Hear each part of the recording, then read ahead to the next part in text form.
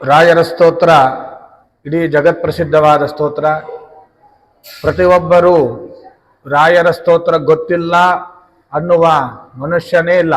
ಅಷ್ಟು ಜಗತ್ಪ್ರಸಿದ್ಧವಾದ ಸ್ತೋತ್ರ ಈ ರಾಯರ ಸ್ತೋತ್ರ. ಈ ರಾಯರ ಸ್ತೋತ್ರವನ್ನು ಅಪ್ಪಣ್ಣಾಚಾರ್ಯರು ಜಗತ್ತಿಗೆ ನೀಡಿದ್ದಾರೆ. ಯಾಕೆ ಈ ಸ್ತೋತ್ರ ಅಪ್ಪಣ್ಣಾಚಾರ್ಯರಿಂದ ಬಂತು ಎಂಬುವ ಹಿನ್ನೆಲೆಯನ್ನು ತಿಳಿದುಕೊಂಡು ಈ ಸ್ತೋತ್ರದ ಯಥಾಶಕ್ತಿ ಯಥಾಮತಿ ಅರ್ಥಾನುಸಂಧಾನವನ್ನು ತಿಳಿಲಿಕ್ಕೆ ಪ್ರಾರಂಭ ಮಾಡೋಣ. ಅಪ್ಪಣ್ಣಾಚಾರ್ಯರು ಒಳ್ಳೆಯ ಪಂಡಿತರು, ಜ್ಞಾನಿಗಳು. ಅವರು ರಾಯರ ಶಿಷ್ಯರು, ವಿದ್ಯಾಶಿಷ್ಯರು. ರಾಯರಲ್ಲಿ ವಿಶೇಷವಾಗಿ ಅಧ್ಯಯನ ಮಾಡಿರ್ತಕ್ಕಂತಹ ಒಳ್ಳೆಯ ವಿದ್ವಾಂಸರು ಅಪ್ಪಣ್ಣಾಚಾರ್ಯರು. ಅವರು ರಾಯರ ಹತ್ತಿರದಲ್ಲಿಯೇ ಇದ್ದರು. ಹೇಗೆ ಮನುಷ್ಯನಿಗೆ ನೆರಳು ಜೊತೆಗೆ ಇರ್ತದೋ ಹಾಗೆ ರಾಯರ ಒಟ್ಟಿಗೆ ಯಾವಾಗಲೂ ಇರ್ತಕ್ಕಂಥವರು ಅಪ್ಪಣ್ಣಾಚಾರ್ಯರು. ಆದರೆ ಇವರ ಊರು ಮಂತ್ರಾಲಯದಿಂದ ಸ್ವಲ್ಪ ಕೆಲವೇ ಕಿಲೋಮೀಟರ್ ದೂರ, ಬಿಚ್ಚಾಲೆ ಇವರ ಊರು. ಯಾವುದೋ ಒಂದು ಕಾರ್ಯದ ಒತ್ತಡದ ನಿಮಿತ್ತ ಅಪ್ಪಣ್ಣಾಚಾರ್ಯರು ತಮ್ಮ ಊರಿಗೆ ಬಂದಿದ್ರು, ಬಿಚ್ಚಾಲೆಗೆ. ಬಂದಾಗ ಇವರಿಗೆ ಒಂದು ಸುದ್ದಿ ಬಂತು. ಏನು ಅಂದರೆ, ಗುರುಗಳು ವೃಂದಾವನ ಪ್ರವೇಶವನ್ನು ಮಾಡ್ತಾ ಇದ್ದಾರೆ. ಯೋಗೀಂದ್ರ ತೀರ್ಥರಿಗೆ ಆಶ್ರಮವನ್ನು ಕೊಟ್ಟು ಅವರು ವೃಂದಾವನ ಪ್ರವೇಶ ಮಾಡ್ತಾರೆ ಅಂತ ಅಪ್ಪಣ್ಣಾಚಾರ್ಯರಿಗೆ ವಿಷಯ ಗೊತ್ತಾಯಿತು. ಬಹಳ ದುಃಖ ಆಯಿತು. ಗುರುಭಕ್ತಿ ಒಳ್ಳೆಯ ಶಿಷ್ಯರಿವರು. ತಮ್ಮ ಗುರುಗಳು ವೃಂದಾವನ ಪ್ರವೇಶ ಮಾಡ್ತಾರೆ ಸಶರೀರವಾಗಿ ಎಂಬುದಾಗಿ ಸುದ್ದಿ ಗೊತ್ತಾದ ತಕ್ಷಣ ಬಹಳ ದುಃಖಿತರಾಗಿ, ಕೊನೆಯ ದರ್ಶನ ನಾನು ಗುರುಗಳ ದರ್ಶನ ಪಡೆದುಕೊಳ್ಳಬೇಕು, ಅವರ ವಾಣಿಯನ್ನು ಕೇಳಬೇಕು ಎಂಬುದಾಗಿ ಬಹಳ ಕುತೂಹಲದಿಂದ, ಬಹಳ ಭಕ್ತಿಯಿಂದ ಗುರುಗಳ ದರ್ಶನಕ್ಕೆ ಹೋಗಬೇಕು ಅಂತ ಹೇಳಿ ಅವರು ಉದ್ಯುಕ್ತರಾಗ್ತಾರೆ. ಯಾವಾಗ ಅವರು ಬಿಚ್ಚಾಲೆಯಿಂದ ರಾಯರು ವೃಂದಾವನ ಪ್ರವೇಶ ಮಾಡ್ತಾರೆ ಅಂತ ಸುದ್ದಿ ಗೊತ್ತಾಯಿತು, ಮಂತ್ರಾಲಯಕ್ಕೆ ಹೋಗ್ಬೇಕು ಅಂತ ಹೇಳಿ ಅವರು ಮಧ್ಯದಲ್ಲಿ ತುಂಗಾ ನದಿ, ಆ ನದಿಯೊಳಗೆ ದಾಟ್ತಾ ಹೋಗ್ತಾರೆ. ಆ ಸಂದರ್ಭದಲ್ಲಿ ಅವರ ಮುಖಕಮಲದಿಂದ ಬಂದಿರತಕ್ಕಂಥದ್ದೇ ಈ ರಾಯರ ಸ್ತೋತ್ರ. ಭಕ್ತಿಯಿಂದ, ಗುರುಗಳ ಅನುಗ್ರಹದಿಂದ ಬಂದಿರತಕ್ಕಂಥ ಈ ಸ್ತೋತ್ರ. ಯಾಕೆ ಈ ಸ್ತೋತ್ರಕ್ಕೆ ಇಷ್ಟು ಮಹತ್ವ ಅಂದರೆ, ಅಪ್ಪಣ್ಣಾಚಾರ್ಯರು ರಾಯರ ಸ್ತೋತ್ರ ಶ್ರೀಪೂರ್ಣ ಬೋಧ ಗುರು ತೀರ್ಥ ಪಯೋಬ್ಧಿಪಾರ ಏನು ಪ್ರಾರಂಭ ಮಾಡ್ತಾ ಹೋದ್ರೋ, ಗುರುಗಳ ದರ್ಶನಕ್ಕಾಗಿ ಬಹಳ ಭಕ್ತಿಯಿಂದ ಹೋಗ್ತಾ ಇದ್ರು. ಆದರೆ ಇವರು ಮಂತ್ರಾಲಯಕ್ಕೆ ಹೋದ್ರು. ಹೋದ ತಕ್ಷಣ ಗುರುಗಳ ದರ್ಶನ ಆಗಲಿಲ್ಲ ಇವರಿಗೆ. ಇವರು ಮಂತ್ರಾಲಯಕ್ಕೆ ಬಾಯಲ್ಲಿ ಮಂತ್ರ ಬರ್ತಾ ಇದೆ, ಯೋ ಭಕ್ತಿಯ ಗುರುಳಾಗವೇಂದ್ರ ಚರಣ ದ್ವಂದ್ವ ಸ್ವರಣ್ಯ ಪಡೆಯ ಸ್ತೋತ್ರ ವಿಧಂ ಸದಾ ತಸ್ಯಾ ಸುಗಂಗಿದಿನ ಕಿಂಚಿಷ್ಟಾರ್ಥ ಸಮುದ್ರ ಕಮಲಾನಾಥ ಪ್ರಸಾದೋದಯ ಕೀರ್ತಿ ದಿಗ್ವಿಜಿತ ವಿಭೂತಿ ರತುಲ. ಇಲ್ಲಿ ತನಕ ಅವರ ಬಾಯಲ ಸ್ತೋತ್ರಲ್ಲೇ ಬಂದಿತ್ತು. ಅಷ್ಟೊತ್ತಿಗೆ ವೃಂದಾವನ ಪ್ರವೇಶ ಮಾಡಿದ್ರು ಗುರುಗಳು. ಇವರ ಸ್ತೋತ್ರ ನಿಂತು ಹೋಯ್ತು. ಗುರುಗಳ ದರ್ಶನಕ್ಕಾಗಿ ಹಾತೊರೆದು ಬಂದಿರತಕ್ಕಂಥವರು ಇವರು. ಆದರೆ ಕೊನೆಯ ಗಳಿಗೆ ಅವರಿಗೆ ದರ್ಶನ ಆಗಲಿಲ್ಲ. ಸ್ತೋತ್ರ ಅಲ್ಲಿಗೆ ನಿಂತೋಯ್ತು. ಕೀರ್ತಿ ದಿಗ್ವಿಜಿತ ವಿಭೂತಿ ರತುಲ ಅಂತ ಆ ವೃಂದಾವನ ದರ್ಶನ ಮಾಡ್ತಾ ನಿಂತು ಬಿಟ್ರು. ಬಾಯಲ್ಲಿ ಸ್ತೋತ್ರ ನಿಂತು ಹೋಯ್ತು. ಆಗ ಮುಂದ ಶ್ಲೋಕ ಪರಿಪೂರ್ಣ ಆಗಲಿಲ್ಲ, ಇನ್ನೊಂದು ಸಣ್ಣ ಪಾದ ಸೇರಬೇಕು. ಆಗ ಆ ವೃಂದಾವನ ಒಳಗೆ ರಾಯರು ಈ ಹಯಗ್ರೀವ ದೇವರ ಉಪಾಸನೆಯಲ್ಲಿದ್ದರು. ಅವರ ಬಾಯಲ್ಲಿ ಬಂದಿದ್ದೇ ಸಾಕ್ಷಿ ಹಯಾಸ್ಯೋತ್ರಹಿ ಅಂತ ಗುರುಗಳು ರಾಯರು ವೃಂದಾವನ ಒಳಗೆ ನಿಂತು ಈ ಶ್ಲೋಕವನ್ನು ಪೂರ್ಣ ಮಾಡಿ, ನೀವು ಏನು ಶಿಷ್ಯರು ಅಪ್ಪಣ್ಣಾಚಾರ್ಯ ಏನು ಸ್ತೋತ್ರ ಮಾಡ್ತಾ ಬಂದಿದ್ದಾರೆ, ಇದಕ್ಕೆಲ್ಲ ಸಾಕ್ಷಿ ಹಯಗ್ರೀವ ದೇವರೇ ಸಾಕ್ಷಿ ಎಂಬುದಾಗಿ ರಾಯರು ಕೊನೆಯ ಮಾತನ್ನು ಹೇಳಿ ಈ ಶ್ಲೋಕವನ್ನು ಪರಿಪೂರ್ಣ ಮಾಡ್ತಾರೆ, ಸ್ತೋತ್ರವನ್ನು. ಹಾಗಾಗಿಯೇ ರಾಯರೇ ಯಾರನ್ನ ಕುರಿತು ಸ್ತೋತ್ರ ಮಾಡ್ತಿದ್ರು ಇವರು, ಅಂತಹ ಗುರುಗಳೇ ಇದಕ್ಕೆ ಸಾಕ್ಷಿ ಹಯಗ್ರೀವ ದೇವರು ಅಂತ ಹೇಳ್ತಾರೆ.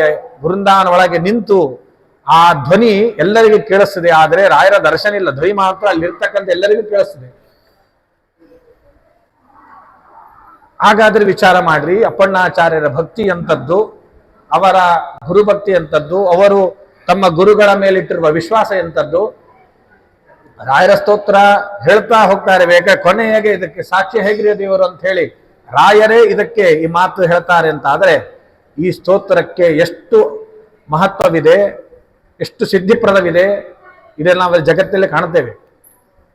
ತ್ರಿವಿಕ್ರಮ ಪಂಡಿತಾಚಾರ್ಯರು ವಾಯುಸ್ತುತಿಯನ್ನು ರಚನೆ ಮಾಡಿ ಮಧ್ವಾಚಾರ್ಯರ ಮೇಲೆ ಅದನ್ನು ಗುರುಗಳಿಗೆ ಸಮರ್ಪಣೆ ಮಾಡಿದಾಗ ಅಲ್ಲಿ ಮಧ್ವಾಚಾರ್ಯರು ಬರೀ ನನ್ನ ಸ್ತೋತ್ರ ಬೇಡ, ಇಲ್ಲಿ ಹರಿಯ ಪರಮಾತ್ಮನ ಸ್ತೋತ್ರ ಇಲ್ಲ ಅಂತ ಹೇಳಿ 2 ಪಾಂತಸ್ಮಾನ್ ಅಂತ ಹೇಳಿ 2 ನರಸಿಂಹದೇವರ ಶ್ಲೋಕಗಳನ್ನು ಸೇರಿಸಿ ಅದನ್ನ ಹರಿವಾಯುಸ್ತುತಿ ಅಂತ ಮಾಡ್ತಾರೆ. ಅದಕ್ಕೆ ಹಾಗೆ ಇಲ್ಲಿ ತಮ್ಮ ಶಿಷ್ಯರಾದ ಅಪ್ಪಣ್ಣಾಚಾರ್ಯರನ್ನ ಸ್ತೋತ್ರ ಮಾಡ್ತಾರೆ. ಅದಕ್ಕೆ ಹೇಗ್ರಿಯವರೇ ಸಾಕ್ಷಿ, ಹೇಗ್ರಿಯವರೇ ಸಾಕ್ಷಿ ಎಂಬುದಾಗಿ ರಾಯರು ಈ ಮಾತನ್ನು ಹೇಳ್ತಾರೆ. ಅಂದ್ರೆ ಅಪ್ಪಣ್ಣಾಚಾರ್ಯರು ಎಂತಹ ಶಿಷ್ಯರು, ಅಪ್ಪಣ್ಣಾಚಾರ್ಯರ ಭಕ್ತಿ ಅಂತದ್ದು ಎಂಬುದಾಗಿ ತಿಳಿದು ಈ ಸ್ತೋತ್ರಕ್ಕೆ ಎಷ್ಟು ಮಹತ್ವ ಇದೆ, ಎಷ್ಟು ಸಿದ್ಧಿಪ್ರದ ಇದೆ ಎಂಬುದಾಗಿ ನಮಗೆ ರಾಯರೇ ಇದಕ್ಕೆ ಹೇಗ್ರಿಯವರೇ ಸಾಕ್ಷಿ ಎಂಬುದಾಗಿ ನಮಗೆ ತಿಳಿಸಿಕೊಟ್ಟಿದ್ದಾರೆ.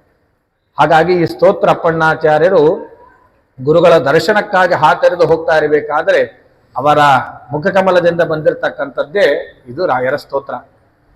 ಇಂತಹ ರಾಯರ ಸ್ತೋತ್ರ ಜಗತ್ತಿನಲ್ಲಿ ಪ್ರತಿಯೊಬ್ಬರೂ ಇದನ್ನ ಪಾರಾಯಣ ಮಾಡಿ ಸಿದ್ಧಿ ಪಡೆದುಕೊಂಡು ರಾಯರನ್ನು ಅನುಗ್ರಹಿತರಾಗಿದ್ದು ಎಷ್ಟೋ ನಾವು ಉದಾಹರಣೆಗಳನ್ನು ಕಾಣ್ತಾ ಇದ್ದೇವೆ, ಕಂಡಿದ್ದೇವೆ.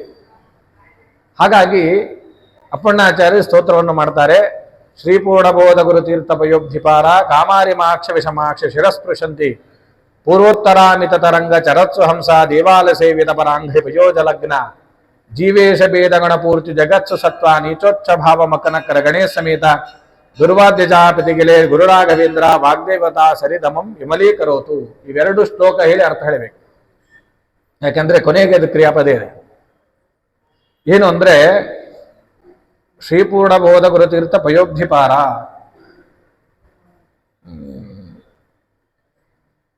ನಾವು ಜಗತ್ತಿನಲ್ಲಿ ಗಂಗೆಯನ್ನು ನೋಡ್ತೇವೆ.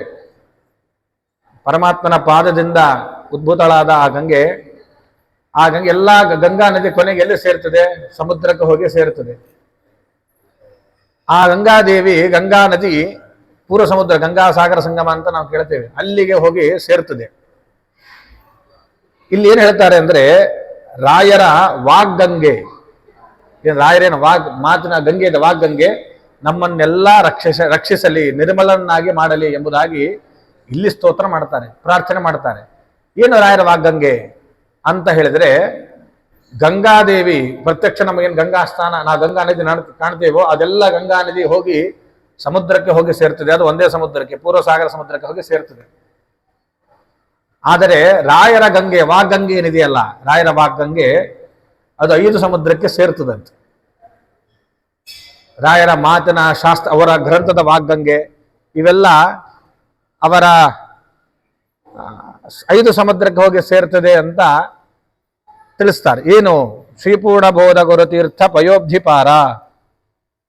ಶ್ರೀಪೂರ್ಣಬೋಧ ಗುರು ಅಂದ್ರೆ, ಪೂರ್ಣಬೋಧ ಗುರು ಅಂದ್ರೆ ಪರಮಾತ್ಮ, ಪರಿಪೂರ್ಣನಾಗಿರ್ತಕ್ಕಂಥ ಪರಮಾತ್ಮ. ಆ ಪರಮಾತ್ಮನ ಅರಿವಿಗೆ ಕಾರಣವಾದ ತೀರ್ಥ ಅಂದ್ರೆ ಶಾಸ್ತ್ರ ಯಾವುದು ಅಂದ್ರೆ ಅದು ವೇದಶಾಸ್ತ್ರ ಅಂತ ಕರೀತಾರೆ. ಆ ವೇದಶಾಸ್ತ್ರ ಅದೊಂದು ದೊಡ್ಡ ಸಮುದ್ರ, ವೇದಶಾಸ್ತ್ರ ದೊಡ್ಡ ಸಮುದ್ರ. ಅಂತಹ ವೇದಶಾಸ್ತ್ರವೆಂಬ ದೊಡ್ಡ ಸಮುದ್ರಕ್ಕೆ ರಾಯರ ವಾಗ್ಗಂಗೆ ಸೇರಿತು. ಏನು ರಾಯರ ವಾಗ್ಗಂಗೆ ಯಾವುದು ಅಂದ್ರೆ, ಈ ರಾಯರು ವೇದಗಳಿಗೆ ಒಂದು ವ್ಯಾಖ್ಯಾನ ಬರೆದಿದ್ದಾರೆ. ವೇದತ್ರಯ ವಿವೃತಿ ಅಂತ ಒಂದು ಗ್ರಂಥ ಬರೆದಿದ್ದಾರೆ ರಾಯರು. ಆ ವೇದತ್ರಯ ವಿವೃತಿ ಎಂಬ ರಾಯರ ವಾಗ್ಗಂಗೆ ಈ ಪರಮಾತ್ಮನ ಅರಿವಿಗೆ ಕಾರಣವಾದ ವೇದಶಾಸ್ತ್ರವೆಂಬ ಸಮುದ್ರಕ್ಕೆ ಹೋಗಿ ಸೇರಿತು.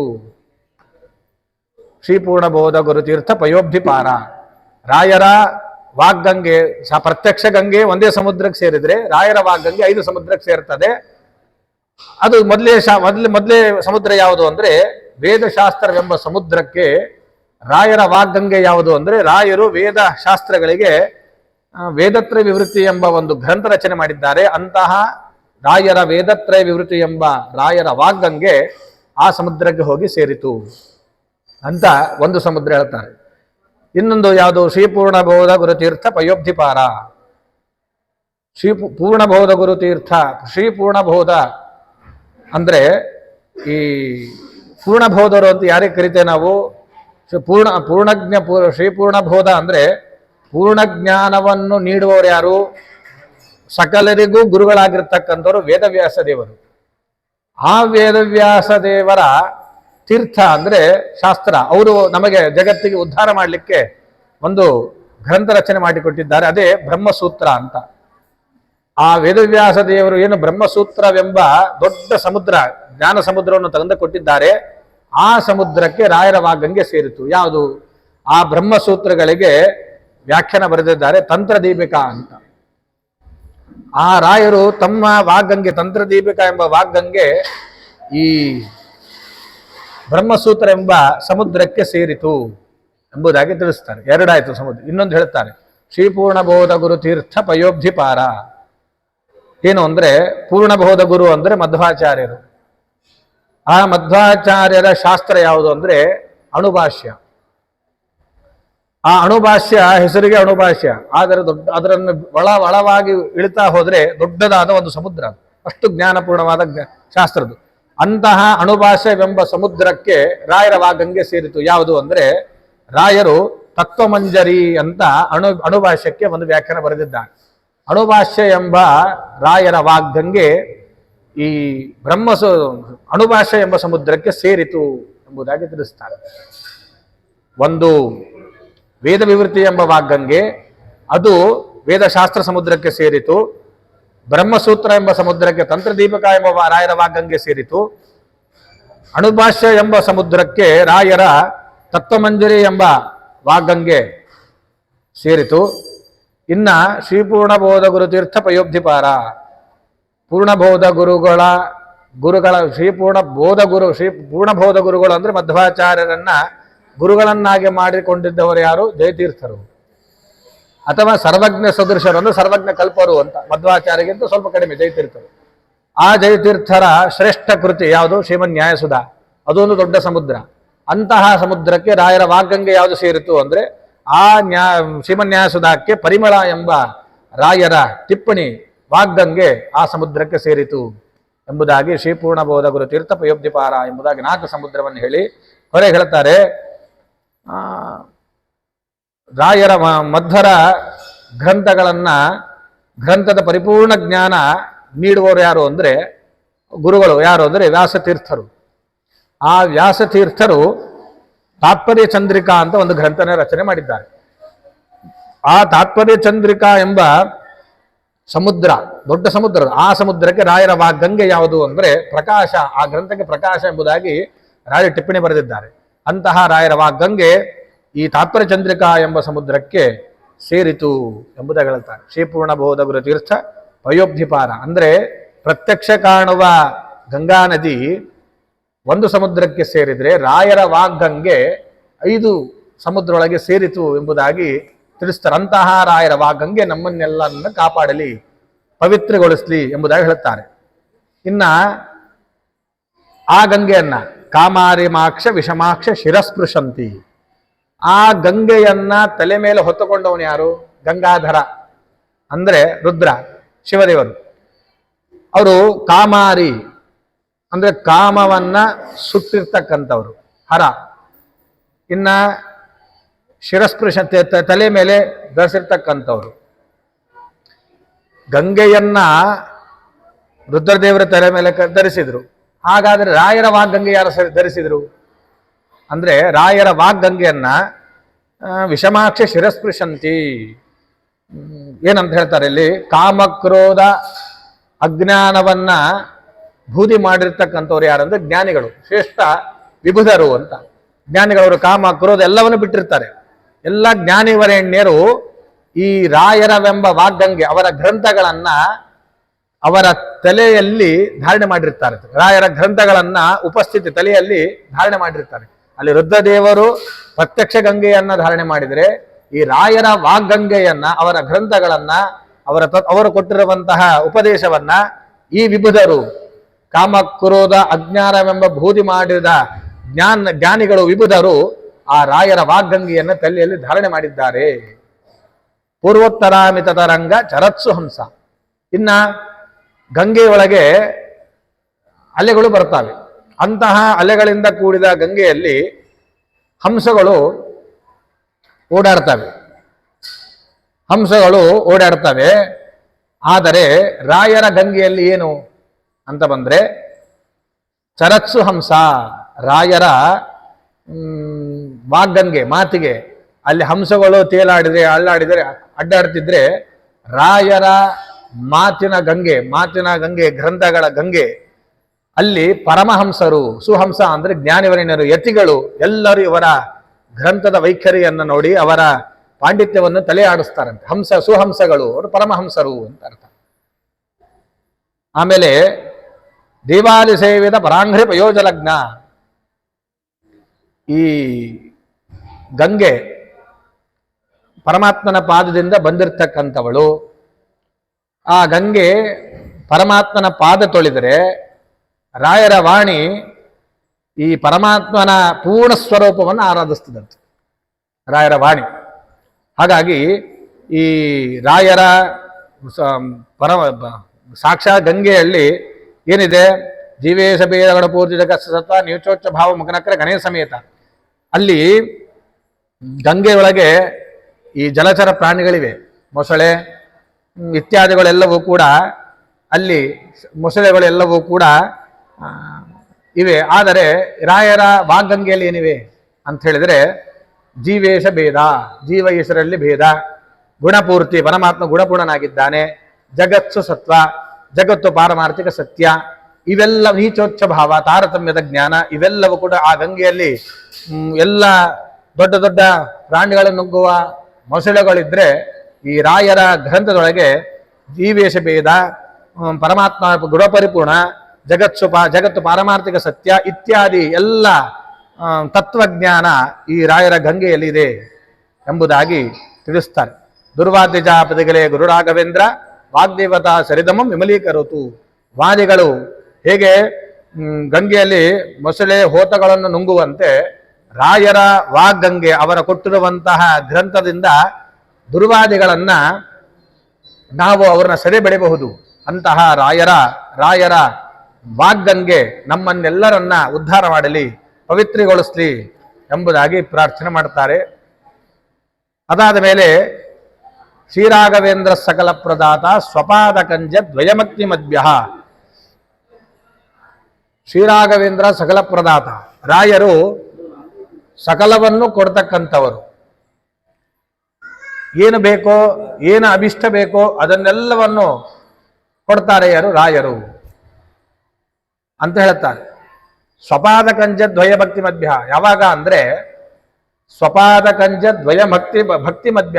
ರಾಯರ ಸ್ವಪಾದ, ತಮ್ಮ ಪಾದ ಒಂದು, ಸ್ವಪಾದ ಅಂದ್ರೆ ಸ್ವತಂತ್ರನಾದ ಪರಮಾತ್ಮನ ಪಾದ ಕಮಲಗಳನ್ನು ಯಾರು ಭಕ್ತಿಯಿಂದ ನಂಬಿರ್ತಾರೋ ಅಂತಹ ಭಕ್ತರಿಗೆ, ಮತ್ತು ತಮ್ಮ ಭಕ್ತರಿಗೆ ಯಾರು ರಾಯರ ಪಾದ ಕಮಲಗಳಲ್ಲಿ ಭಕ್ತಿಯಿಂದ ಶರಣಾಗ್ತಾರೋ, ವಿಶ್ವಾಸವಿಟ್ಟು ಶರಣಾಗ್ತಾರೋ ಅಂಥವರಿಗೆ ಸಕಲ ಪ್ರದಾತ, ರಾಯರು ಸಕಲವನ್ನು ಕೊಡ್ತಾರೆ. ಮುನ್ನ ಯೋಚಿಸದೆ ಗುರುಪಾದಕ್ಕೆ ಶರಣೆನಲು ಮನುಜನೆ ನಿನ್ನ ಸಕಲ ಜನುಮಗಳು ಉದ್ಧರಿಸುವವು ರಾಯರ ಪಾಡು ಎಲೆಮನವೆ ಅಂತ ದಾಸರು ಹಾಡ್ತಾರೆ. ಗುರುಗಳ ಹತ್ರ ಹೋದಾಗ ನಾವು ವಿಶ್ವಾಸದಿಂದ ಹೋಗಬೇಕು. ಮುನ್ನ ಯೋಚಿಸದೆ ಗುರುಪಾದಕ್ಕೆ ಶರಣೆನಲು, ಮುನ್ನ ಯೋಚನೆ ಮಾಡದೇನೆ ಗುರುಗಳ ಹತ್ರ ಹೋದರೆ ನಮ್ಮ ಆಪತ್ತು ಪರಿಹಾರ ಆಗೇ ಆಗ್ತದೆ ಎಂಬ ವಿಶ್ವಾಸದಿಂದ ರಾಯರ ಪಾದ ಕಮಲಗಳಲ್ಲಿ ಆಶ್ರಯಿಸಿದರೆ ಅವನ ಜನ್ಮ ಉದ್ಧಾರವಾಗ್ತದೆ. ಹಾಗಾಗಿ ರಾಯರು ಸ್ವಪಾದ ಕಂಜ ದ್ವಯಮಕ್ತಿ ಮಧ್ಯ. ಯಾರು ಭಕ್ತಿಯಿಂದ ಪರಮಾತ್ಮನ ಸ್ವತಂತ್ರನಾದ ಪರಮಾತ್ಮನ ಪಾದ ಕಮಲಗಳಲ್ಲಿ ಭಕ್ತಿಯಿಂದ ಸ್ತೋತ್ರ ಮಾಡ್ತಾರೋ, ವಿಶ್ವಾಸ ಇಡ್ತಾರೋ, ಹಾಗೂ ತಮ್ಮ ಪಾದ ಕಮಲಗಳಲ್ಲಿ ಯಾರು ಭಕ್ತಿ ವಿಶ್ವಾಸದಿಂದ ಶರಣಾಗತರಾಗ್ತಾರೋ ಅವರಿಗೆ ಸಕಲ ಪ್ರದಾತ. ಭಕ್ತರು ಏನೇನು ಕೇಳ್ತಾರೋ ಅದನ್ನೆಲ್ಲವನ್ನು ಕೂಡ ರಾಯರು ಕರುಣಿಸ್ತಾರೆ ಅಂತ ತಿಳಿಸ್ತಾರೆ. ಅಷ್ಟೇನಾ ಅಂದ್ರೆ ಅಗಾದ್ರಿ ಸಂವೇದನ ದೃಷ್ಟಿ ವಜ್ರ ಕ್ಷಮಾಸುರೇಂದ್ರೋ ತಮಾಂ ಸದಾಯಂ. ರಾಯರು ನಮ್ಮ ಪಾಪಗಳ ರಾಶಿಯನ್ನ ಪುಡಿ ಪುಡಿ ಮಾಡ್ತಾರೆ ಅಂತ ಹೇಳ್ತಾರೆ. ಯಾಕೆಂದ್ರೆ ಈ ದೇವೇಂದ್ರನತ್ತ ಒಂದು ವಜ್ರಾಯುಧ ಇದೆ. ಆ ವಜ್ರಾಯುಧದಿಂದ ಅವನು ಬೆಟ್ಟಗಳನ್ನು ಪುಡಿ ಮಾಡ್ತಿದ್ದಂತೆ. ಹೇಗೆಂದ್ರೆ ಹಿಂದೆಲ್ಲ ಬೆಟ್ಟಗಳಿಗೆ, ಪರ್ವತಗಳಿಗೆ ರೆಕ್ಕೆ ಇದ್ವು. ಅವು ಎಲ್ಲಿ ಬೇಕಲ್ಲ ಹಾರಿ ಹಾರಿ ಹೋಗಿ ಕೂತ್ಕೊಂಡ್ಬಿಡ್ತಿದ್ವು ಋಷಿಗಳ ಮುನಿಗಳ ಮೇಲೆ, ಆಶ್ರಮ ಮೇಲೆ. ಆಗೆಲ್ಲರೂ ದೇವೇಂದ್ರನಿಗೆ ಶರಣಾಗತರಾದಾಗ ಇಂದ್ರ ಆ ವಜ್ರಾಯುಧದಿಂದ ಆ ರೆಕ್ಕೆಗಳನ್ನ ಕತ್ತರಿಸ್ತಾನೆ. ಆಗ ಅವು ಅಚಲವಾಗ್ತವೆ, ಒಂದೇ ಕಡೆ ನಿಲ್ಲುವಂಗ ಆಗೆಲ್ಲ ಅವೆಲ್ಲ ಹಾರಾಡ್ತಾ ಇದ್ವು ಪರ್ವತಗಳು. ಹಾಗೆ ರಾಯರು ತಮ್ಮ ಕೃಪಾ ಕಟಾಕ್ಷದಿಂದ ಯಾರು ಭಕ್ತಿಯಿಂದ ರಾಯರ ಸೇವೆಯನ್ನು ಮಾಡ್ತಾರೋ, ಭಕ್ತಿಯಿಂದ ರಾಯರನ್ನು ಶರಣಾಗತರಾಗ್ತಾರೋ ಅವರ ಪಾಪಗಳ ರಾಶಿಯನ್ನ, ಪರ್ವತದಷ್ಟು ಮಾಡಿದ ಪಾಪಗಳನ್ನೆಲ್ಲವೂ ಕೂಡ ಪುಡಿ ಪುಡಿ ಮಾಡ್ತಾರೆ. ಹಾಗಾಗಿ ಕ್ಷಮಾಸುರೇಂದ್ರೋ ತಮಾಂಸದಾಯಂ, ಅವರು ಭೂಮಿಗೆ ಬಂದ ಎಲ್ಲ ಬ್ರಹ್ಮಜ್ಞಾನಿಗಳಲ್ಲಿ ಶ್ರೇಷ್ಠರು. ಕ್ಷಮಾಸುರೇಂದ್ರ ಅಂದ್ರೆ ಇನ್ನೊಂದೊಂದು, ಕ್ಷಮ ಅಂದ್ರೆ ಭೂಮಿ, ಭೂಮಿಯಲ್ಲಿ ಇಂದ್ರನಂತೆ ಇವರು ಅಂತ. ಅಲ್ಲಿ ದೇವೇಂದ್ರ ಬೆಟ್ಟಗಳ ಪುಡಿ ಮಾಡಿದಂತೆ ಕ್ಷಮಾಸುರೇಂದ್ರ ಅಂದ್ರೆ ಭೂಮಿಯಲ್ಲಿ ಇಂದ್ರನಂತೆ ಬ್ರಹ್ಮಜ್ಞಾನಿಗಳಲ್ಲಿ ಶ್ರೇಷ್ಠರಾಗಿರ್ತಕ್ಕಂತಹ ರಾಯರು ಈ ಇಂದ್ರ ಹೇಗೆ ಬೆಟ್ಟಗಳನ್ನು ಪುಡಿ ಮಾಡಿದ್ದನೋ ಹಾಗೆ ನಮ್ಮ ಬೆಟ್ಟಗಳಷ್ಟು ರಾಶಿಯ ಪಾಪಗಳನ್ನ ರಾಯರು ತಮ್ಮ ಕೃಪಾ ದೃಷ್ಟಿಯಿಂದ ಅದನ್ನೆಲ್ಲವನ್ನ ಪುಡಿ ಪುಡಿ ಮಾಡ್ತಾರೆ. ಯಾಕೆ ಅಂದ್ರೆ ರಾಯರ ಸ್ತೋತ್ರವನ್ನು ಅನ್ಬೇಕಾದ್ರೆ ಇವೆಲ್ಲ ಅನುಸಂಧಾನ ಬಂತು ಅಂತಾದ್ರೆ, ಅರ್ಥಾನುಸಂಧಾನ ಬಂತು ಅಂತಾದ್ರೆ ಫಲ ಜಾಸ್ತಿ. ತಿಳಿದು ಭಜಿಸುವುದೇ ಫಲವಿದು ಬಾದುದಕ್ಕೆ. ಸಾಮಾನ್ಯ ಅಂದ್ರೆ ಪುಣ್ಯ ಇದೆ, ಇನ್ನ ತಿಳಿದು ಸರಿಯಾಗಿ ಅರ್ಥವನ್ನು ತಿಳಿದು ಅನುಸಂಧಾನ ಪೂರ್ವಕ ರಾಯರ ಸ್ತೋತ್ರವನ್ನು ಪಾರಾಯಣ ಮಾಡಿದಾಗ ಆಗ ನಮಗೆ ವಿಶೇಷವಾದ ಫಲ ಎಂಬುದು ಬರ್ತದೆ. ಹಾಗಾಗಿ ಇನ್ನೇನು ಮುಂದೆ ರಾಯರ ಆರಾಧನೆ ಬಂತು, ನಾವು ಈ ಸ್ತೋತ್ರ ಅನ್ನಬೇಕಾದರೆ ಈ ಸ್ತೋತ್ರದಲ್ಲಿ ಹೇಳಿರುವಂತಹ ಎಲ್ಲ ಅರ್ಥಾನುಸಂಧಾನ ನಮಗೆ ಹೇಳಲಿಕ್ಕೆ ಯೋಗ್ಯತೆ ಇಲ್ಲದಿದ್ದರೂ ಯಥಾಮತಿ ಪರಮಾತ್ಮ ನಮಗೆ ಹೇಗೆ ಎಷ್ಟು ಹೇಳಲಿಕ್ಕೆ ನಮಗೆ ಯೋಗ್ಯತೆ ಕೊಟ್ಟಿದ್ದಾನೋ, ಎಷ್ಟು ತಿಳ್ಕೊಳ್ಳಿಕ್ಕೆ ನಮಗೆ ಶಕ್ತಿಯನ್ನು ಕೊಟ್ಟಿದ್ದಾನೋ ಅಷ್ಟು ನಾವು ಭಕ್ತಿಯಿಂದ ರಾಯ ಸ್ತೋತ್ರವನ್ನು ತಿಳಿದು ಪಠನೆ ಮಾಡಿದಾಗ ರಾಯರು ನಮಗೆ ವಿಶೇಷವಾದ ಅನುಗ್ರಹ ಮಾಡುತ್ತಾರೆ. ಅಂತಹ ರಾಯರು ನಮ್ಮನ್ನ ಅವತಮಾಂ ಸದಾಯಂ, ಯಾವಾಗಲೂ ರಕ್ಷಣೆ ಮಾಡ್ತಾ ಇರಲಿ, ರಕ್ಷಿಸಲಿ ಎಂಬುದಾಗಿ ಅಪ್ಪಣ್ಣಾಚಾರ್ಯ ಪ್ರಾರ್ಥನೆ ಮಾಡುತ್ತಾರೆ. ಹಾಗಾದರೆ ರಾಯರಲ್ಲಿ ಅಲ್ದ್ರೆ ಸಕಲ ಪ್ರದಾತರು ಕೇಳಿದೆಲ್ಲ ಕೊಡ್ತಾರೆ, ನಮ್ಮ ಪಾಪಗಳನ್ನು ಪರಿಹಾರ ಮಾಡ್ತಾರೆ ಅಂತ ಹೇಳಿದ್ರಿ. ಆದರೆ ರಾಯರ ಇತಿಹಾಸವನ್ನು ಹೇಳುವಂತ ರಾಘವೇಂದ್ರ ವಿಜಯದಲ್ಲೆಲ್ಲ ಕೇಳ್ತೇವೆ, ರಾಯರ ಬಡತನ ಹೇಗಿತ್ತು, ರಾಯರು ಎಷ್ಟು ವೈರಾಗ್ಯ ಪುರುಷರು, ಅವರಿಗೆ ತಿನ್ಲಿಕ್ಕೆ ತಾಟು ಎಲೆ ಇರಲಿಲ್ಲ, ಭೂಮಿ ಮೇಲೆ ನೆಲದ ಮೇಲೆ ಸಾರಿಸಿ ಅನ್ನ ಹಾಕೊಂಡು ಉಣ್ತಿದ್ರು ರಾಯರು. ಎಷ್ಟೋ ವರ್ಷಕ್ಕೊಮ್ಮೆ ಅವರಿಗೆ ವಸ್ತ್ರವೇ ಇರ್ತಿರ್ಲಿಲ್ಲ ರಾಯರಿಗೆ ಉಟ್ಕೊಳ್ಳಿಕ್ಕೆ. ಅದೊಂದು ಕತೆ ಹೇಳ್ತಾರೆ, ರಾಯರ ಹತ್ರ ಒಂದು ಕಪ್ಪಾಗಿರುವ ನುಗ್ಗು ನುಗ್ಗಾಗಿರೋ ಒಂದು ತಾಮ್ರ ತಂಬಿಗೆ ಇತ್ತಂತೆ. ಆ ತಾಮ್ರ ತಂಬಿಗೆ ಕಳ್ಳತನ ಮಾಡ್ಕೊಂಡು ಹೋಗ್ಬಿಡ್ತಾನೆ. ಹೆಂಡತಿ ಬಂದು ಇಲ್ರಿ ತಾಮ್ರ ತಂಬಿಗೆ ಹೋಯ್ತಲ್ರಿ ಅಂತ ದುಃಖ ಪಟ್ರೆ ರಾಯರಂದ್ರಂತೆ, ಚಿಂತೆ ಮಾಡಬೇಡ, ನಮಗೆ ಮುರುಕಾದ ಕರಿಯಾದ ತಾಮ್ರ ತಂಬಿಗಿತ್ತು, ಅದನ್ನು ಕತ್ಕೊಂಡು ಹೋಗ್ಯಾನ ಅಂದ್ರೆ ಅವನಿಗೆ ಎಷ್ಟು ಬಡತನ ಇರಬೇಕು ಅಂತಂದ್ರಂತೆ ರಾಯರು. ಅಂದ್ರೆ ವಿಚಾರ ಮಾಡ್ರಿ, ನಮ್ಮ ಪದಾರ್ಥ ಹೋಯ್ತಂದ್ರೆ ನಾವು ಆಹಾ ಊಹು ಮಾಡ್ತೀವಿ. ರಾಯರಂದ್ರು ನಮಗೆ ಎಷ್ಟು ಬಡತನ, ನಮ್ ತೂತಾದ ನುಗ್ಗು ನುಗ್ಗಾದ ಕರಿ ತಾಮ್ರ ತಂಬಿಗೆ ಅವನು ಕತ್ಕೊಂಡು ಹೋಗ್ಯಾನ ಅಂದ್ರೆ ಅವನಿಗೆ ಎಷ್ಟು ಬಡತನ ಇರಬೇಕು, ಹೋಗ್ಲಿ ಬಿಡು ಅಂತ. ಇದು ರಾಯರ ವೈರಾಗ್ಯ. ರಾಯರು ಅಷ್ಟು ಬಡತನ ಇದ್ದವರು. ಯಾವಾಗೋ ಅವ್ರ ತಿಂಗಳಿಗೋ ಅವ್ರಿಗೆ ನಮಗೆ 15 ದಿನಕ್ಕೆ ಏಕಾದಶಿ ಅಂದ್ರೆ ನಿತ್ಯ ಏಕಾದಶಿ ಇರ್ತಿತ್ತು, ಅಷ್ಟು ಬಡತನ. ಅಂತಹ ರಾಯರು ಸಕಲ ಪ್ರದಾತರು ಹೇಗಾಗ್ತಾರೆ, ಹೇಗೆ ಕೊಡ್ತಾರೆ ಅಂತ ಹೇಳಿದ್ರೆ, ಶ್ರೀರಾಘವೇಂದ್ರೋ ಹರಿಪಾದ ಕಂಜ ನಿಷೇವಣಾಲಬ್ಧ ಸಮಸ್ತ ಸಂಪತ್ತು. ರಾಯರು ಅವ್ರು ಯಾವತ್ತು ಹೇಳಿಲ್ಲ ನಾನು ಕೊಡ್ತೀನಿ ಅಂತ ಹೇಳೇ ಇಲ್ಲ. ಅವರು ಪರಮಾತ್ಮನಲ್ಲಿ ಪ್ರಾರ್ಥನೆ ಮಾಡಿ ಕೊಡಿಸ್ತೇನೆ ನಿಮಗೆ ಅಂತ ಹೇಳಿದವರು ಅವರು. ಅದಕ್ಕೆ ಹೇಳಿದ್ರು ಶ್ರೀರಾಘವೇಂದ್ರೋ ಹರಿಪಾದ ಕಂಜ ನಿಷೇವಣಾಲಬ್ಧ ಸಮಸ್ತ ಸಂಪತ್ತು. ಇಲ್ಲಿ ರಾಯರು ಹೇಗೆ ಅಂದ್ರೆ ಪರಮಾತ್ಮನ ಪಾದ ಕಮಲಗಳನ್ನು ನಿತ್ಯ ಭಜಿಸಿರ್ತಕ್ಕಂಥವರು. ಅವರು ಆಶ್ರಮ ತೆಗೆದುಕೊಂಡಾಗ ಮುದರಾಮದೇವರನ್ನು ಅಖಂಡ ಉಪಾಸನೆ ಮಾಡಿದವರು. ಅಲ್ಲದೇನೆ ಪ್ರಹ್ಲಾದರಾಜರಿದ್ದಾಗ ಸಾಕ್ಷಾತ್ ನರಹರಿ ಪರಮಾತ್ಮ ಅವರಿಗಾಗಿಯೇ ಅವತಾರ ಮಾಡಿದ. ತೊಡೆ ಮೇಲೆ ಕುಡಿಸಿಕೊಂಡು ಪ್ರಹ್ಲಾದ ಏನು ಬೇಕು, ತಲೆ ಮೇಲೆ ಕೈ ಇಟ್ಟು ಏನು ಬೇಕು ಅಂತ ಮೋಕ್ಷ ಕೊಡ್ತೀನಿ ಅಂದ್ರೆ ಬ್ಯಾಡ ಅಂದ್ರು. ಮುಂದೆ ಭಕ್ತರು ಬರ್ತಿದ್ದಾರೆ ನನ್ನ ಹತ್ರ, ಅವ್ರನ್ನೆಲ್ಲರೂ ಉದ್ಧಾರ ಮಾಡ್ಬೇಕು ನಾನು. ನರಸಿಂಹದೇವರು ಮೋಕ್ಷ ಕೊಡ್ತೀನಿ ಅಂದ್ರೆ ಆಯ್ತು ಬರ್ತೀನಿ ಅಂದ್ಬಿಟ್ರೆ ರಾಯರು ಬರ್ತಿದ್ದೇ ಇಲ್ಲ ನಮಗೆ. ಆದ್ರೆ ಅವ್ರ ತ್ಯಾಗಿಗಳು ನೋಡಿ, ನಾನು ಮುಂದೆ ನನ್ನ ಹತ್ರ ಸಾಕಷ್ಟು ಲಕ್ಷಾನುಗಟ್ಟಲೆ ಭಕ್ತರು ಬರ್ತಾರೆ, ಅವರೆಲ್ಲರನ್ನ ನಾನು ಉದ್ಧಾರ ಮಾಡಬೇಕು, ಅವರ ಕಷ್ಟ ಕಾರ್ಪಣ್ಯಗಳನ್ನ ದೂರ ಮಾಡಬೇಕು. ಹಾಗಾಗಿ ನಿನ್ನ ಅನುಗ್ರಹ ಇರಲಿ ಅಂತ ಪ್ರಾರ್ಥನೆ ಮಾಡಿರ್ತಕ್ಕಂಥವ್ರು. ಆ ಪರಮಾತ್ಮನ ಅಖಂಡ ಭಜನೆ, ಅಖಂಡ ಉಪಾಸನೆ, ಅವನ ಸ್ತೋತ್ರ ಮಾಡಿ ಮಾಡಿ ಮಾಡಿ ಮಾಡಿ ಮಾಡಿ ಆ ಪರಮಾತ್ಮನ ಅನುಗ್ರಹದಿಂದ ಪರಿಪೂರ್ಣರಾದವರು ಈ ರಾಯರು. ಆ ಸಂಪತ್ತೇನಿದೆ ಪರಮಾತ್ಮನ ಕಾರುಣ್ಯದ ಸಂಪತ್ತು, ಆ ಪುಣ್ಯದ ಸಂಪತ್ತು, ಆ ಸಂಪತ್ತಿನ ಆ ಪರಮಾತ್ಮನ ಅನುಗ್ರಹದ ಸಂಪತ್ತನ್ನೇ ನಮಗೆ ದಾರಿ ಎರೆದು ಕೊಡ್ತಾ ಇದ್ದಾರೆ. ಹಾಗಾಗಿ ಸಕಲ ಪ್ರದಾತರು ನೀವೇನು ಕೇಳ್ತೀರಿ ಕೊಡ್ತಾರೆ. ಅವ್ರು ಹೇಳಿದ್ರು ನಾನು ಕೊಡಲ್ಲ, ಪರಮಾತ್ಮನಲ್ಲೇ ಪ್ರಾರ್ಥನೆ ಮಾಡಿ ಕೊಡಿಸ್ತೇನೆ. ಪರಮಾತ್ಮನಲ್ಲಿ ಪ್ರಾರ್ಥನೆ ಮಾಡಿದ್ರೆ ಹೋನವ್ರು ಬೇಕಲ್ರಿ. ನಾವು ಹೋಗಿ ಅವ್ರು ಹೇಳಿ ಕೆಲಸ ಮಾಡಿಸಿದ್ರೆ ಅಂದ್ರೆ ಹೋನವ್ರು ಇಲ್ಲ. ಆದ್ರೆ ರಾಯರು ಹೇಳಿದ್ರೆ ಪರಮಾತ್ಮ ಹೂ ಅಂತಾನೆ ಅಂತ ಆದ್ರೆ ವಿಚಾರ ಮಾಡಿದ್ರೆ ರಾಯರು ಎಂಥ ಭಕ್ತರು ಪರಮಾತ್ಮನಿಗೆ. ಅಷ್ಟು ಪುಣ್ಯವನ್ನು ಸಂಪಾದನೆ ಮಾಡಿರ್ತಕ್ಕಂಥವರು ರಾಯರು. ಆ ರಾಯರು ಹೇಗೆ ಕೊಡ್ತಾರೆ ಅಂದ್ರೆ ಹರಿಪಾದ ಕಂಜನ ಸೇವನಾ ಲಬ್ಧ ಸಮಸ್ತ ಸಂಪತ್ತು. ಆ ಪರಮಾತ್ಮನಿಂದ ಏನು ಪುಣ್ಯದ ರಾಶಿ ಬಂದಿದೆ, ಅನುಗ್ರಹದ ರಾಶಿ, ಆ ಪರಮಾತ್ಮನಿಂದ ಬಂದ ಸಂಪತ್ತು ಅವೆಲ್ಲವೂ ಕೂಡ ಪರಮಾತ್ಮನನ್ನು ಅಖಂಡವಾಗಿ ಎಡೆಬಿಡದೆ ಸೇವಿಸಿದ್ದರಿಂದ ಆ ದೇವತೆಗಳಿರ್ತಕ್ಕಂಥ ರಾಯರು ಅದನ್ನು ನಮಗೆ ದಾರಿ ಎರೆದು ಕೊಡ್ತಾ ಇದ್ದಾರೆ. ಆಮೇಲೆ ದೇವಸ್ವಭಾವೋ ದಿವಿಜದ್ರುಮೋಯಂ, ರಾಯರು ದೇವಸ್ವಭಾವರು. ಯಾಕೆ ಅಂದ್ರೆ ಅವರು ಶಂಕುಕರ್ಣ ದೇವತೆಗಳು. ಬ್ರಹ್ಮದೇವರು ಪೂಜೆ ಮಾಡ್ತಾ ಇರಬೇಕಾದ್ರೆ ತುಳಸಿ ಹೂವ ತಂದು ಕೊಡ್ತಕ್ಕಂಥವ್ರು. ಅಂತಹ ದೇವತೆಗಳೇ ಹೀಗೆ ಭೂಲೋಕದ ರಾಯರಾಗಿ ಬಂದಿದ್ದಾರೆ.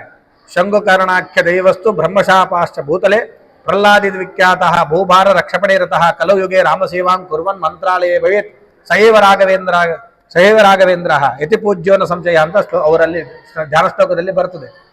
ಹಾಗಾಗಿ ರಾಯರು ದೇವಸ್ವಭಾವರು, ವಿಶೇಷವಾಗಿ ವಾಯುದೇವರ ಆವಿಷ್ಟರಾಗಿರ್ತಕ್ಕಂಥವರು ರಾಯರು. ಅಂತಹ ರಾಯರು ದೇವಸ್ವಭಾವರು. ಇಷ್ಟಪ್ರದೋಮೆ ಸರದಂಸ ಭೂಯ, ಅಂತಹ ರಾಯರು ಕೊಡುವುದರಲ್ಲಿ ಕೊನೆ ಇಲ್ಲದ ಕೊಡುವುದರಲ್ಲಿ ಕಲ್ಪವೃಕ್ಷದಂತೆ. ಕಲ್ಪವೃಕ್ಷ ಸ್ವರ್ಗದಲ್ಲಿದೆ, ಭೂಲೋಕದಲ್ಲಿ ಹೇಗೆ ಅಂದ್ರೆ ಕಲ್ಪವೃಕ್ಷ ಯಾರು ಅಂದ್ರೆ ಪರಮಾತ್ಮ ರಾಯರನ್ನು ಕೊಡಿಸಿದ್ದಾನೆ. ನೀವೇನು ಕೇಳಿದ್ರು ಅದನ್ನ ರಾಯರು ನಮಗೆ ಕರುಣಿಸ್ತಾರೆ. ಹಾಗಾಗಿ ಅದಕ್ಕೆ ಹೇಳ್ತಾರೆ, ನರಸಿಂಹದೇವರು ಪ್ರಹ್ಲಾದರಾಜರಿದ್ದಾಗ ನರಸಿಂಹದೇವರು ಕಂಬದಿಂದ ಪ್ರಕಟನಾದ, ಕಾಡಿನಾಗ ಹೋಗಿದ್ರು ಅಲ್ಲಿ ಬಂದ, ಬೆಟ್ಟದಿಂದ ಮ್ಯಾಲಿಂದ ಹೋಗಿದ್ರು ಪ್ರಹ್ಲಾದರಾಜರ ಅಲ್ಲಿಯೂ ಬಂದ, ಪರಮಾತ್ಮ ಬಂದ. ಮರದಿಂದ ನೀರಿನಿಂದ ಪ್ರಹ್ಲಾದರಾಜನ ರಕ್ಷಣೆ ಮಾಡಲಿಕ್ಕೆ ಹೇಗೆ ಆ ಹಿರಣ್ಯಕಶಿಪು ಪ್ರಹ್ಲಾದರಾಜರನ್ನ ಆನೆಯಿಂದ ತುಳಿಸಿದ, ಅಲ್ಲಿ ಒಂದು ರೂಪದಿಂದ ಕಾಪಾಡಿದ. ಪರ್ವತದಿಂದ ಹೋಗಿದ್ರು ಅಲ್ಲಿ ಕಾಪಾಡಿದ, ನೀರಿನಲ್ಲಿ ಹೋಗಿದ್ರು ಅಲ್ಲಿ ಕಾಪಾಡಿದ್ರು, ಹಾವಿನಿಂದ ಕಚ್ಚಿಸ್ಲಿಕ್ಕೆ ಬಂದ್ರು ಅಲ್ಲಿ ಕಾಪಾಡಿದ್ರು. ಹೇಗೆ ಪರಮಾತ್ಮ ಈ ಕಂಬದಿಂದ, ಕಾಡಿನಿಂದ, ಮರದಿಂದ, ನೀರಿನಿಂದ ಎಲ್ಲದರಿಂದ ಬಂದು ರಾಘವೇಂದ್ರನ್ನು ಪ್ರಹ್ಲಾದರಾಜನ ಕಾಪಾಡಿದಂತೆ ಮುಂದೆ ಇವರು ರಾಯರಾಗಿ ಬಂದು ಎಲ್ಲ ಕಡೆಗಳಲ್ಲಿ, ಎಲ್ಲ ದೇಶದ ಉದ್ದಗಲಕ್ಕೂ ವಿದೇಶಗಳಲ್ಲಿಯೂ ವೃಂದಾವನಗಳಿಂದ ಆವಿರ್ಭವಿಸ್ತಾರೆ ರಾಯರು. ಎಲ್ಲ ಕಡೆ ವೃಂದಾವನದಲ್ಲಿ ಮೃತ್ಯಗಾ ರೂಪದಿಂದ ಬಂದು, ಮೃತ್ತಿಕೆಯಿಂದ, ಗ್ರಂಥದ ರೂಪದಿಂದ, ಪಾದೋದಕದ ರೂಪದಿಂದ ಹೀಗೆ ಬಂದು ಅಲ್ಲಿ ನರಸಿಂಹದೇವರು ಹೇಗೆ ಕಾಪಾಡಿದರು ಹಾಗೆ ಇಲ್ಲಿ ಇಡೀ ಜಗತ್ತನ್ನ ಆರ್ತರಾಗಿ ಬಂದ ಭಕ್ತರನ್ನ ಉದ್ಧಾರ ಮಾಡ್ತಾ ಇದ್ದಾರೆ ರಾಘವೇಂದ್ರ ಗುರು ಸಾರ್ವಭೌಮರು ಎಂಬುದಾಗಿ ತಿಳಿಸ್ತಾ ಇದ್ದಾರೆ. ಹಾಗಾಗಿ ರಾಯರನ್ನ ದೇವಸ್ವಭಾವರು ಅಂತ ಅಂತಹ ಇಷ್ಟಪ್ರದೋಮೆ ಸತವಂಸ ಭೂಯ, ಅವರು ನನಗೆ ಯಾವಾಗಲೂ ಇಷ್ಟವನ್ನ ನೀಡ್ತಕ್ಕಂಥವರಾಗಲಿ ಎಂಬುದಾಗಿ ಪ್ರಾರ್ಥನೆ ಮಾಡ್ತಾರೆ. ಅದಾದ ಮೇಲೆ ಮುಂದೆ ಅಪ್ಪಣಾಚಾರ್ಯ ಹೇಳ್ತಾರೆ, ಭವ್ಯಸ್ವರೂಪೋ ಭವದುಃಖ ತೂಲ ಸಂಘಾಗ್ನಿಚರ್ಯ ಸುಖದೇರಿಶಾಲಿ ಸಮಸ್ತ ದುಷ್ಟ ಗ್ರಹ ನಿಗ್ರಹೇಶು ದುರತ್ಯೋಪ ಪ್ಲವಸಿಂಧು ಸೇತು. ರಾಯರು ಭವ್ಯ ಸ್ವರೂಪ, ಅವರು ಮಂಗಳ ಸ್ವರೂಪಿಗಳು. ಈಗ ನಾವು ಲೋಕದಲ್ಲಿ ಮಾತಾಡ್ತೇವೆ, ಬೆಳಗ್ಗೆ ಎದ್ದ ತಕ್ಷಣ ಯಾರು ನೋಡಿಬಿಡ್ತೇವೆ, ನೀನು ನೋಡಿದ್ನಾ ಮಾರಾಯ, ಮುಗಿದ್ ನನ್ನ ಕತೆ ಇವತ್ತು ಅಂತ ನಾವು ಹೇಳ್ತೀವಿ. ನಿನ್ನ ಮುಖ ಯಾಕೆ ತೋರಿಸಿದೋ ಮಾರಾಯ ಅಂತ ಹೇಳ್ತೀವಿ. ಅಂತ ಅಮಂಗಳ ಸ್ವರೂಪಗಳು ಇರ್ತಾರೆ, ನಾವು ನೋಡಿ ಅಂತೇವೆ, ನೀವು ನಿನ್ನ ಮುಖ ನೋಡಿದ ಕೆಲಸನೇ ಆಗಲ್ಲ ಹಾಗೀಗ. ಆದರೆ ಭವ್ಯ ಸ್ವರೂಪರು ರಾಯರು ಮಂಗಳ ಸ್ವರೂಪಿಗಳು. ರಾಯರ ವೃಂದಾವನ ದರ್ಶನ ಮಾಡಿದ್ರಂದ್ರೆ ನಮ್ಮ ಪಾಪಗಳೆಲ್ಲವೂ ನಾಶ ಅಂತ ಅರ್ಥ. ಅಂತಹ ಭವ್ಯ ಸ್ವರೂಪ ಮಂಗಳ ಸ್ವರೂಪಿಗಳು ರಾಯರು. ಭವದುಃಖ ತೂಲ ಸಂಘಾಗ್ನಿಚರ್ಯ, ಅದಕ್ಕೆ ಹೇಳ್ತಾರೆ ರಾಯರು ಮಂಗಳ ಸ್ವರೂಪಿಗಳು, ಸಕಲ ಪ್ರದಾತರು, ದೇವಸ್ವಭಾವರು, ಇಷ್ಟಪ್ರದರು. ಮತ್ತೆ ಹೇಳ್ತಾರೆ ಅವರು ಭವದುಃಖ ತೋರ ಸಂಘಾಗ್ನಿಚರ್ಯ, ಬೆಂಕಿಯಂತೆ. ನಾವು ಲೋಕಾರೂಢಿಯಲ್ಲಿ ಕೇಳ್ತೇವೆ, ಎತ್ತಿಗಳ ಹೋಗಬೇಡ ಬೆಂಕಿ ಮಾರಾಯ ಅಂತೇವೆ. ಹೆಂಗ ಬೆಂಕಿ ಅಂದ್ರೆ ಸಿಕ್ಕವರು ಸುಡೋದು ಬೆಂಕಿ ಅಲ್ಲ ಇವರು, ಯಾರ್ಯಾರನ್ನೋ ಸುಡೋದು, ಯಾರ್ಯಾರನ್ನೋ ಮನೆಗೆ ಸುಡೋದು ಅಂತಾರು ಅಲ್ಲ ಇವರು ಯತಿಗಳು. ಏನಂದ್ರೆ ಬೆಂಕಿ ಅಂದ್ರೆ ಯತಿಗಳು ಇವರೆಂತ ಬೆಂಕಿ ಅಂದ್ರೆ ಈ ಸಂಸಾರದ ಕಷ್ಟ ಕಾರ್ಪಣ್ಯಗಳೆಂಬ ಹತ್ತಿಯ ರಾಶಿ, ಅದನ್ನು ಸುಡುವುದರಲ್ಲಿ ಬೆಂಕಿ.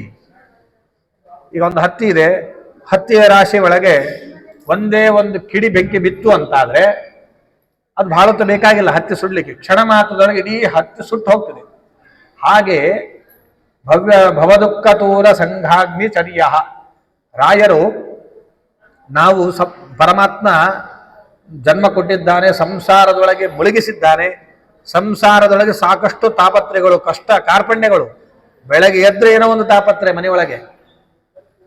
ಇಂತಹ ಸಂಸಾರದ ಈ ಕಷ್ಟ ಕಾರ್ಪಣ್ಯಗಳೇನಿವೆ, ಈ ಕಷ್ಟ ಕಾರ್ಪಣ್ಯಗಳ ರಾಶಿ ನಮ್ಮೊಳಗೆ ತುಂಬಿ ಹೋಗಿದೆ.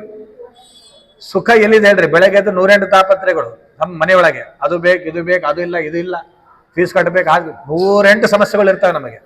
ಇಂತಹ ಸಂಸಾರದ ಕಷ್ಟ ಕಾರ್ಪಣ್ಯಗಳನ್ನ ಹತ್ತಿಯಂತೆ ಕಿಡಿ, ಒಂದು ಬೆಂಕಿ ಕಿಡಿ ಹತ್ತಿಯನ್ನು ಹೇಗೆ ಸುಡುತ್ತದೆ ಕ್ಷಣ ಮಾತ್ರದಲ್ಲೇ, ಹಾಗೆ ರಾಯರು ಅವರಲ್ಲಿ ಬಂದು ಆರ್ತರಾಗಿ ಭಕ್ತಿಯಿಂದ ಉದ್ಧಾರ ಮಾಡಿರಿ ಸ್ವಾಮಿ ಅಂತ ನಾವು ರಾಯರ ಪಾದವನ್ನು ಗಟ್ಟಿ ಆಶ್ರಯಿಸಿದರೆ ಆಗ ನಮ್ಮ ಸಂಸಾರದ ಕಷ್ಟ ಕಾರ್ಪಣ್ಯಗಳು ಹತ್ತಿಯ ರಾಶಿಯನ್ನು ಬೆಂಕಿ ಕ್ಷಣ ಮಾತ್ರದಲ್ಲಿ ಸುಡುವಂತೆ ರಾಯರು ನಮ್ಮ ಕಷ್ಟ ಕಾರ್ಪಣ್ಯಗಳು ಕ್ಷಣ ಮಾತ್ರದಲ್ಲಿ ಸುಟ್ಟು ಬೂದಿ ಮಾಡ್ತಾರೆ. ಅಂತಹ ರಾಯರು ಭವ್ಯ ಸ್ವರೂಪರು, ಭವದುಃಖತೂಲ ಸಂಘಾಗ್ನಿಚರ್ಯ. ಅದಾದ ಮೇಲೆ